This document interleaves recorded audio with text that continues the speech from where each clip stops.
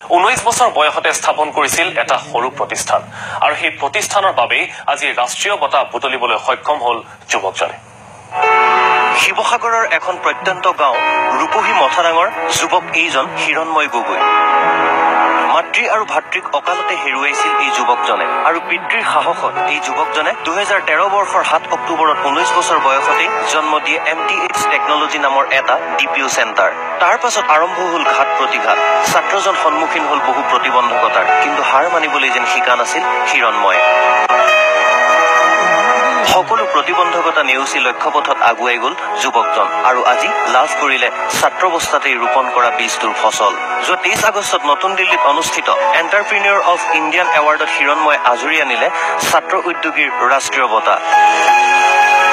মাৰ্কিন যুক্তৰাষ্ট্ৰৰ আলোচনী এণ্টাৰপ্ৰিনিয়ৰে আয়োজন কৰা তথা ফ্ৰেঞ্চাইজ ইণ্ডিয়া আৰু ইকনমিক টাইমছৰ সহযোগত প্ৰদান কৰা এই বঁটা লাভ কৰা উত্তৰ পূৰ্বাঞ্চলৰ প্ৰথমজন ছাত্ৰ তথা যুৱক হ'ল হিৰণময় এই সন্মানটো মই যিটো কোম্পানী মই গঠন কৰিছিলোঁ 19 বছৰ বয়সত MCH টেকনলজিজ সেইটো এটা BPO ইণ্ডাষ্ট্ৰী হয় সেই কোম্পানীটোৰ পৰা তেওঁলোকে সম্পূৰ্ণ লক্ষ্য ৰাখি মোক তেওঁলোকে উইনাৰ হিচাপে ঘোষণা কৰিলে অৱশ্যে MTH স্থাপনতেই থমকি ৰোৱা নাই যুৱ উদ্যোগীগৰাকী হিৰণময় গঠন কৰিছে school of entrepreneurship economic and development নামৰ প্ৰতিষ্ঠানৰ লগতে আৰম্ভ কৰিছে গাঁও কা খানা নামৰ এক থলুৱা খাদ্যৰ উদ্যোগটোৰ জৰিয়তে যুৱ উদ্যোগীগৰাকীয়ে গাঁৱৰ মহিলাসকলৰ আৰ্থিক দিশটো টনকিয়াল কৰাৰ লগতে থলুৱা খাদ্যৰ স্বকীয়তা অক্ষুণ্ণ ৰাখিব বিচাৰিছে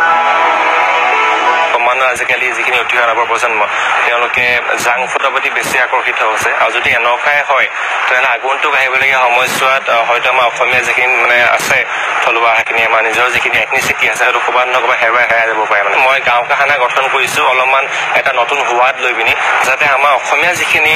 থলুৱা আহাৰ আছে যাতে আমি জীয়াই ৰাখিব পাৰোঁ শিৱসাগৰৰ পৰা কেমেৰা পাৰ্চন ৰাজেশ আৰু মুজাকিৰৰ সৈতে মুজাহিদ আলীৰ ৰিপৰ্ট প্ৰতিদিন টাইম